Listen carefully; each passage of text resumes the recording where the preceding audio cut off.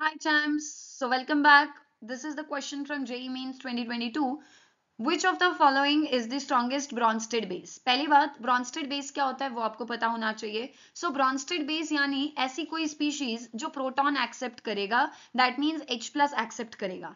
So H plus accept करने के लिए क्या होना चाहिए? क्या नाइट्रोजन के ऊपर लोन पेयर्स अवेलेबल होंगे जब वो 3 बॉन्ड्स बनाएगा? यस.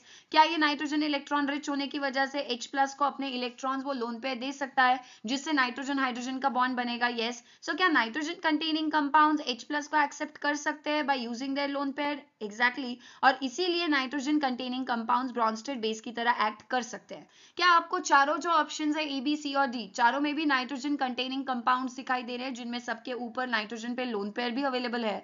चारों के चारों जो ऑप्शन ए बी सी और डी जो है उनमें नाइट्रोजन के लोन पेयर्स अवेलेबल होंगे. वो H प्लस को अपने लोन पेयर्स डोनेट करके H प्लस के साथ बॉन्ड बना के एक्सेप्ट करके ब्रॉन्स्टेड बेस की तरह काम भी कर सकते हैं. बट हमें पूछा गया है चारों ऑप्शन में से स्ट्रॉन्गेस्ट ब्रॉन्स्टेड बेस कौन होगा. सो जो स्पीशीज सबसे जल्दी इलेक्ट्रॉन पेयर डोनेट कर पाएगा H प्लस को, सबसे जल्दी प्रोटॉन एक्सेप्ट कर पाएगा, वही स्ट्रॉन्गेस्ट ब्रॉन्स्टेड बेस भी होगा.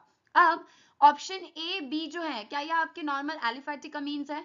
ऑप्शन सी में अगर आप नाइट्रोजन को चेक करते हो, क्या नाइट्रोजन का लोन पेयर यहाँ पे रेजोनेंस में जाएगा डबल बॉन्ड के साथ? तो आधे से ज्यादा वक्त तो वो नाइट्रोजन का लोन पेयर वहां पे अवेलेबल नहीं होगा डोनेशन के लिए. तो ये तो आपका ब्रॉन्स्टेड बेस सबसे कम होगा compare to A B and D. अब ए बी और डी में नाइट्रोजन का लोन पेयर लोकलाइज्ड है, वो रेजोनेंस में इन्वॉल्व नहीं होगा क्योंकि सिंगल बॉन्ड्स है सभी. बट अगर आप नाइट्रोजन में एलिफैटिक अमीन्स में चेक करते हो, एलिफैटिक अमीन्स में नाइट्रोजन जो है वो टेट्राहाइड्रल ज्योमेट्री दिखाता है. टेट्राहाइड्रल ज्योमेट्री में लोन पेयर होगा ऊपर की तरफ ऐसे और 3 ग्रुप्स यहाँ पे जुड़े होंगे एज अ पिरामिड. अब कुछ समय के बाद ये जो लोन पेयर है ये नीचे की तरफ इन्वर्ट हो जाएंगे और जो ये 3 ग्रुप्स थे वो पिरामिड बिल्कुल रिवर्स होता हुआ आपको दिखेगा, तीनों ग्रुप्स ऊपर लोन पेयर नीचे.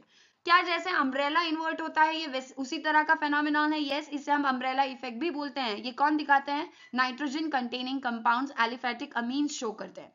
तो ऑप्शन ए और बी एलिफैटिक अमीन्स है. क्या इनमें अम्ब्रेला इफेक्ट होने से नाइट्रोजन के लोन पेयर आधे वक्त ऊपर आधे वक्त नीचे अवेलेबल होंगे? सो H प्लस के लिए वो अवेलेबल ज्यादातर उस एक जगह पे नहीं होंगे, तो इसीलिए वक्त लगेगा नाइट्रोजन को अपने लोन पेयर्स डोनेट करने के लिए.